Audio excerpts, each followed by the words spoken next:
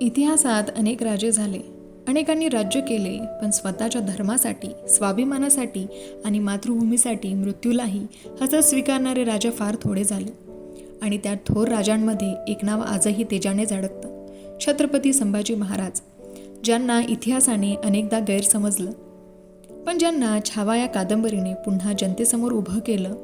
आज आपण जाणून घेणार आहोत अशा एका सिंहाची कथा, जो आयुष्यभर लढला आणि मृत्यूनंतर अमर झाला. सिंहाचा जन्म आणि घडत गेलेला छावा. प्रत्येक युगाला एक नायक मिळतो, पण काही नायक असे असतात ज्यांना त्यांच्या काळाने कधीच पूर्णपणे समजून घेतले नाही. त्यांच्या पराक्रमापेक्षा त्यांच्या भोवती पसरवलेल्या गैरसमाजाच्या कथा जास्त सांगितल्या गेल्या. पण सत्य कधीच मरत नाही, ते योग्य वेळी पुन्हा समोर येतं. आज आपण अशाच एका अद्वितीय योद्ध्याची कथा जाणून घेणार आहोत. एका अशा राजाची ज्याने मृत्यूला डोळ्यात डोळे घालून पाहिलं, पण स्वाभिमानासमोर कधीच नतमस्तक झाला नाही. ही कथा आहे छत्रपती संभाजी महाराजांची, आणि ही कथा आपल्यासमोर पोहोचवण्याचं महान कार्य केलं शिवाजी सावंत यांच्या छावा या कादंबरीने. 1657 पुरंदर किल्ल्यावर आनंदाची लाट उसळली होती. 14 मे रोजी एका तेजस्वी बालकाचा जन्म झाला. छत्रपती शिवाजी महाराजांच्या घराण्यातील हा राजपुत्र पुढे सुवर्ण हिंदी स्वराज्याची आशा ठरणार होता. या बालकाचं नाव ठेवलं गेलं संभाजी. राजघराण्यात जन्म झाला म्हणून त्याचं आयुष्य सुखाचं असेल असा अनेकाचा समज असतो, पण नियतीने या बालकासाठी वेगळाच मार्ग निवडला होता. अजून तो लहान असतानाच आई सईबाईंचं प्रेमळ छत्र त्यांच्या डोक्यावरून कायमचं निघून गेलं. आईचा हात हरवणं ही कोणत्याही मुलासाठी आयुष्यातील सर्वात मोठी पोकळी असते. संभाजी महाराजांनी ही वेदना अनुभवली, पण नियतीने त्यांना एकटं सोडलं नाही. राजमाता जिजाऊचे संस्कार आणि छत्रपती शिवाजी महाराजांचं मार्गदर्शन हीच त्यांची खरी संपत्ती बनली. लहान वयापासूनच संभाजी महाराजांमध्ये विलक्षण बुद्धिमत्ता दिसू लागली. त्यांना फक्त तलवार चालवायची नव्हती, तर ज्ञानाचंही तितकीच आवड होती. संस्कृत, मराठी, फारसी, हिंदी अनेक भाषांवर त्यांनी प्रभुत्व मिळवलं. इतिहासात त्यांचा उल्लेख विद्वान राजा म्हणूनही केला जातो. ज्ञान आणि शौर्य याचा सुंदर संगम त्यांच्या व्यक्तिमत्वात दिसून येतो. सकाळ उगवायची आणि राजपुत्राचा दिवस सुरू व्हायचा. घोडेस्वारी, धनुर्विद्या, तलवारबाजी, भालाफेक, रणनीती. शरीर जितकं मजबूत होतं तितकंच त्यांचं मनही कठोर आणि शिस्तबद्ध बनत होतं. शिवाजी महाराज त्यांना एकच गोष्ट वारंवार सांगत असत, राजा होणं सोपं असतं, पण प्रजेच्या मनात स्थान मिळवणं खूप कठीण असतं. संभाजी महाराजांनी हे शब्द आयुष्यभर विसरले नाहीत. बालपणीच त्यांनी युद्धाचा वास्तव पाहिलं. स्वराज्य निर्माण करणं किती कठीण आहे हे त्यांनी स्वतःच्या डोळ्यांनी अनुभवलं. प्रत्येक किल्ल्यामागे असंख्य बलिदान होती, प्रत्येक विजयामागे अनेक कुटुंबाचा त्याग होता. म्हणूनच त्यांच्यासाठी स्वराज्य ही फक्त जमीन नव्हती, ते लाखो लोकांच्या स्वाभिमानाचं प्रतीक होतं. छावा कादंबरीत शिवाजी सावंत संभाजी महाराजांच्या बालपणाचं वर्णन करताना एक महत्त्वाचा संदेश देतात. सिंहाचं पिल्लू जन्मदात सिंह नसतं, त्याला संकटातून जावं लागतं, त्याला जखमा सहन कराव्या लागतात, त्याला स्वतःला सिद्ध करावं लागतं. संभाजी महाराजांचंही आयुष्य असंच होतं. त्यांच्या प्रत्येक दिवसात नवी परीक्षा होती, प्रत्येक वळणावर नवं आव्हान होतं, आणि प्रत्येक आव्हानानंतर त्याच्यातलं छावा अधिक मजबूत होत गेला. लहान वयातच त्यांनी वडिलांसोबत अनेक मोहिमा पाहिल्या. राजकारण म्हणजे फक्त सत्ता नसते, तर संयम, दूरदृष्टी आणि योग्य वेळी योग्य निर्णय घेण्याची कला असते. हे ते शिकत होते. शिवाजी महाराज प्रत्येक प्रसंगातून त्यांना घडवत होते, कारण त्यांना ठाऊक होतं एक दिवस हा मुलगा स्वराज्याची धुरा सांभाळणार आहे. पण नीती पुन्हा एकदा कठोर ठरणार होती. राजघराण्यातील मतभेद, दरबारातील राजकारण आणि स्वार्थी लोकांचे डाव हे सर्व हळूहळू संभाजी महाराजांच्या आयुष्यात प्रवेश करू लागले. ज्या प्रवासाची सुरुवात एका राजपुत्रापासून झाली होती, तो आता एका कठीण संघर्षाकडे वळत होता.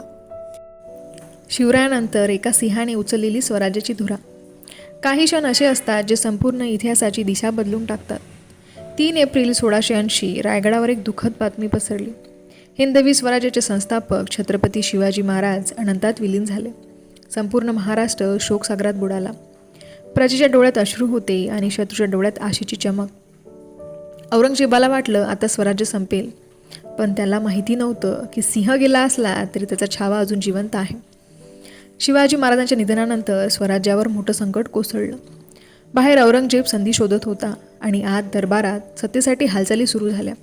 काहींना वाटत होतं संभाजी महाराज गादीवर बसू नयेत. कारण स्पष्ट वक्ता, धाडसी आणि कठोर निर्णय घेणारा राजा अनेकांना अस्वस्थ करत होता. पण सत्य कितीही काळ झाकलं तरी ते लपून राहत नाही. स्वराज्याच्या असंख्य मावळ्यांचा विश्वास संभाजी महाराजांवर होता. कादंबरी छावा या काळातील तणाव अत्यंत प्रभावीपणे उभा करते. एकीकडे वडिलांचं निधनाचं दुःख, दुसरीकडे स्वराज्य वाचवण्याची जबाबदारी आणि तिसरीकडे राजकारणाचे डाव. एका सामान्य माणसासाठी हे ओझं असं हे ठरलं असतं. पण संभाजी महाराज सामान्य नव्हते. ते शिवरायांचे पुत्र होते. संभाजी महाराजांनी स्वराज्याची धुरा स्वीकारली. त्यांच्या मनात एकच विचार होता, हे राज्य माझं नाही, हे लाखो जनतेचं आहे. याचं रक्षण करणंच हेच माझं कर्तव्य आहे. त्यांनी गादीला सत्तेचं प्रतीक मानलं नाही, तर जबाबदारीचं व्रत मानलं.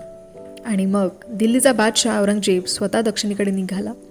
इतिहासातील सर्वात शक्तिशाली साम्राज्य आणि दुसऱ्या बाजूला तुलनेनं छोटं स्वराज्य. अनेकांना वाटलं हा संघर्ष फार काळ टिकणार नाही. पण त्यांनी संभाजी महाराजांना ओळखलंच नव्हतं. त्यांनी ठरवलं होतं जिंकू किंवा मरू, पण झुकणार नाही. संभाजी महाराजांनी सतत आक्रमण, युद्धनीती स्वीकारली. मोगलांच्या छावण्यावर अचानक हल्ले, रसद मार्गावर प्रहार, किल्ल्याचं संरक्षण आणि सैनिकांमध्ये आत्मविश्वास जागवणं. त्यांच्या नेतृत्वामुळे स्वराज्याने अनेक कठीण प्रसंगावर मात केली. औरंगजेबाला अपेक्षा होती की काही महिन्यातच मराठी शरण येतील. पण वर्षामागून वर्षे गेली आणि स्वराज्य अजून लढत राहिलं. छावा कादंबरी संभाजी महाराजांचा एक महत्त्वाचा गुण अधोरेखित करते. त्यांच्यासाठी युद्ध म्हणजे फक्त शत्रूचा पराभव नव्हता. ते स्वाभिमानाचं रक्षण होतं, ते धर्माचं रक्षण होतं, ते पुढच्या पिढ्यांच्या भविष्याचं रक्षण होतं. म्हणूनच त्यांनी प्रत्येक रणांगणात स्वतः उपस्थित राहून सैनिकाचं मनोबल वाढवलं. त्यांचा आवाज सैनिकांसाठी प्रेरणा होता आणि त्यांची तलवार शत्रूसाठी भीतीचं कारण. आजही आपण विचार करतो, इतक्या संकटामध्ये एखादा राजा खंबीर कसा राहू शकतो? उत्तर एकच आहे, ध्येय. ज्याचं ध्येय स्वतःपेक्षा मोठं असतं त्याला संकट लहान वाटू लागतात. संभाजी महाराजांचं ध्येय होतं हिंदी स्वराज्य जिवंत ठेवणं. पण इतिहासात प्रत्येक महान युद्धाच्या आयुष्यात असा एक क्षण येतो जेव्हा शत्रू समोर नाही तर विश्वासघाताच्या सावलीतून वार करतो. संभाजी महाराजांच्याही आयुष्यात तो काळ जवळ येत होता. एक विश्वासघात जो इतिहास कायमचा काळा डाग बनला. हे आपण पुढे पाहणारच आहोत. संभाजी महाराज कसे पकडले गेले, औरंगजेबाने त्यांच्यासमोर कोणती अट ठेवली आणि एका सिंहाने मृत्यूसमोर उभा असतानाही स्वाभिमानाची तलवार खाली का ठेवली नाही. ही कथा ऐकताना तुमचे डोळे नक्कीच पाणवतील. विश्वासघात, कैद आणि न झुकणारा स्वाभिमान. इतिहासात तलवारीचे वार अनेकांनी सहन केले, पण विश्वासघाताचा वार तो सर्वात खोल असतो. कारण शत्रूचा हल्ला दिसतो, पण विश्वासघात कधीच दिसत नाही. आणि एक दिवस स्वराज्याच्या सिंहासनावर असाच एक विश्वासघाताचा घाव झाला. सन 1689 संभाजी महाराज संगमेश्वर परिसरात होते. स्वराज्याच्या पुढील मोहिमांची आखणी सुरू होती. त्यांच्यासोबत त्यांचे विश्वासू सहकारी, विद्वान आणि कवी कलश होते. पण नीतीने एक कठीण वळण ठेवले होते. शत्रूला हालचालीची माहिती मिळाली. अचानक मुघल सैन्याने वेढा घातला. परिस्थिती अत्यंत प्रतिकूल होती. संख्या कमी, मार्ग बंद आणि समोर प्रचंड सैन्य. संभाजी महाराजांनी प्रतिकार केला. शेवटच्या क्षणापर्यंत धैर्य सोडलं नाही. पण अखेर ते आणि कवी कलश मुघलांच्या ताब्यात गेले. ही बातमी वाऱ्यासारखी संपूर्ण स्वराज्यात पसरली. रायगड अस्वस्थ झाला. मावळ्याच्या डोळ्यात अश्रू होते. अनेकांना वाटलं आता स्वराज्याचं काय होणार. पण औरंगजेबाला वाटत होतं युद्ध आता संपलं. त्याला वाटलं राजा कैद झाला म्हणजे स्वराज्यही संपेल. पण त्याला मराठ्यांच्या आत्म्याची ओळख नव्हती. संभाजी महाराजांना औरंगजेबासमोर आणण्यात आलं. दिल्लीचा बलाढ्य बादशहा आणि समोर बेड्यामध्ये उभा असलेला मराठ्याचा राजा. बाहेरून पाहिलं तर एक कैदी, पण मनाने तो अजूनही छत्रपतीच होता. त्याच्या डोळ्यात भीती नव्हती, डोकं खाली नव्हतं, स्वाभिमान अजूनही ताठ उभा होता. इतिहासात उल्लेख आहे की औरंगजेबाने विविध प्रकारे त्यांना झुकवण्याचा प्रयत्न केला. सत्ता, जीवदान आणि धर्मपरिवर्तनाचा बदल्यात माफी अशा प्रस्तावाची नोंद अनेक ऐतिहासिक स्रोतांमध्ये वेगवेगळ्या स्वरूपात आढळते. पण एक गोष्ट मात्र सर्वमान्य आहे, संभाजी महाराज झुकले नाहीत. त्यांनी स्वराज्याशी, धर्माशी आणि आपल्या तत्वाशी विश्वासघात केला नाही. कल्पना करा, जीवन आणि मृत्यू याच्यामध्ये उभा असलेला एक राजा. एका बाजूला स्वतःचा जीव, दुसऱ्या बाजूला स्वतःची मूल्य. बहुतेक लोक जीवन निवडतील, पण काही व्यक्ती असे असतात जे आपल्या तत्वासाठी मृत्यूचाही स्वीकार करतात. संभाजी महाराज त्यापैकी एकच होते. छावा कादंबरी या प्रसंगाला केवळ एका राजाच्या कैदेचा प्रसंग म्हणून दाखवत नाही. ती सांगते त्या दिवशी कैदेत शरीर होतं पण विचार नव्हता. बेड्यात हात होते पण आत्मा नव्हता. औरंगजेबाने एका राजाला कैद केलं होतं पण स्वाभिमानाला नाही.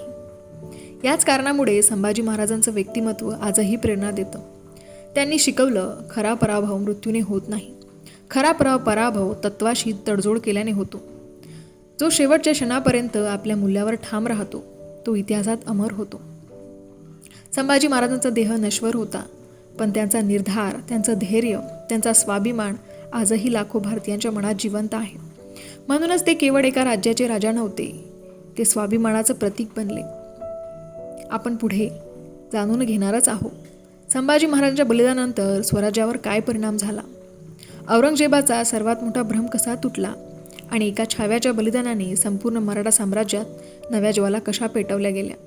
कारण काही मृत्यू इतिहासात संपवत नाहीत, ते नव्या इतिहासाची सुरुवात करतात. बलिदानानंतर पेटलेली स्वराज्याची ज्योत. औरंगजेबाला वाटलं होतं संभाजी महाराजांना कैद केलं म्हणजे स्वराज्य संपलं, राजा गेला म्हणजे मराठ्यांचं मनोधैर्य संपेल. पण त्याने एक मोठी चूक केली होती. त्याने एका माणसाला हरवलं असं त्याला वाटलं. पण त्या क्षणी लाखो मावळ्यांच्या हृदयात एक नवा संभाजी जन्माला आला. संभाजी महाराजांचं बलिदान ही केवळ एका राजाची अखेरी नव्हती, तो एका नव्या पर्वाचा प्रारंभ होता. ज्या स्वराज्यासाठी त्यांनी आयुष्य अर्पण केलं त्या स्वराज्याच्या रक्षणाची शपथ आता प्रत्येक मराठा सैनिकांनी घेतली. कोणीही म्हटलं नाही आता सर्व काही संपलं. उलट प्रत्येकाच्या मनात एकच आवाज घुमत होता, महाराजचं स्वप्न पूर्ण करायचं. औरंगजेबाने दक्षिणेत अनेक वर्ष घालवली. प्रचंड सैन्य, अफाट संपत्ती, असंख्य सरदार, सर्व काही त्याच्याकडे होतं, पण एक गोष्ट त्याच्याकडे नव्हती, स्वराज्यासाठी प्राण देण्याची प्रेरणा.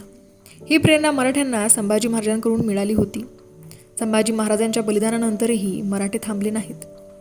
संताजी घोरपडे, धनाजी जाधव, रामचंद्र पंत अमात्य आणि असंख्य ज्ञात अज्ञात मावळे यांनी संघर्ष सुरूच ठेवला. त्यांनी औरंगजेबाला एका क्षणाचीही विश्रांती दिली नाही, स्वराज्याची ज्योत विझू दिली नाही.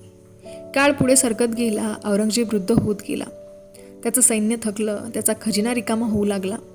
पण मराठ्यांचा आत्मविश्वास मात्र दिवसेंदिवस वाढत गेला.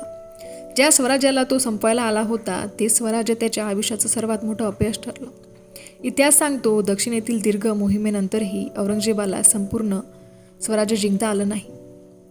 इथे छावा कादंबरीचा सर्वात मोठा संदेश आपल्या मनात उतरतो. महान माणसं आपल्या आयुष्याच्या लांबणीमुळे महान होत नाही, ती आपल्या विचारांच्या उंचीमुळे महान होतात. संभाजी महाराजांचं आयुष्य तुलनेने लहान होतं, पण त्यांचा स्वाभिमान, त्यांचं धैर्य आणि स्वराज्यावरील निष्ठा यांनी त्यांना अमर केलं. आज आपण स्वतःला एक प्रश्न विचारूया, आपल्या आयुष्यात संकट आली, कोणी गैरसमज केला, अपयश आलं तर आपण किती वेळा हार मानतो. संभाजी महाराजांनी तर आयुष्यभर संकट पाहिले, तरीही त्यांनी कधी स्वतःच्या ध्येयाशी तडजोड केली नाही. त्यांचं जीवन आपल्याला शिकवतं, परिस्थिती कधीच अंतिम नसते, स्वाभिमान विकत घेता येत नाही. सत्याचा मार्ग कठीण असतो पण तोच टिकून राहतो. संकट माणसाला मोडत नाही, ती त्याला घडवतात. म्हणूनच आजही महाराष्ट्रात जेव्हा संभाजी महाराजांचं नाव घेतलं जातं तेव्हा लोक फक्त एका राजाला आठवत नाहीत, ते आठवतात अखंड धैर्य, अटळ निष्ठा, अढळ स्वाभिमान आणि मातृभूमीसाठी सर्वस्व अर्पण करण्याची प्रेरणा. शिवाजी सावंत यांच्या छावा कादंबरीने अनेकांच्या मनातील संभाजी महाराजांची प्रतिमा नव्याने उभी केली. या कादंबरीने लोकांना केवळ इतिहास वाचायला लावला नाही, तर इतिहास अनुभवायला शिकवलं. यामुळे संभाजी महाराजांचा संघर्ष, त्यांचं मन आणि त्यांचं बलिदान नव्या पिढीपर्यंत पोचलं. सिंहाचा देह एक दिवस मातीमध्ये विलीन होतो, पण त्याची गर्जना पर्वतामध्ये कायम घुमत राहते. संभाजी महाराजांचं आयुष्य संपलं, पण त्यांचा विचार आजही जिवंत आहे. जोपर्यंत स्वाभिमान, धैर्य आणि स्वातंत्र्याची किंमत या भूमीत जपली जाईल, तोपर्यंत प्रत्येक मराठी मनात एक छावा जिवंत राहील. धन्यवाद. जर हा व्हिडिओ तुम्हाला आवडला असेल तर तो तुमच्या मित्रपरिवारासोबत नक्की शेअर करा. अशाच अर्थपूर्ण पुस्तकांच्या आणि इतिहासाच्या प्रवासासाठी आपल्या पुस्तकाचा खजिना या चॅनलला सबस्क्राईब करा. पुन्हा भेटूया एका नव्या पुस्तकासह, एका नव्या विचारासह. जय जिजाऊ, जय शिवराय, जय शंभूराजे.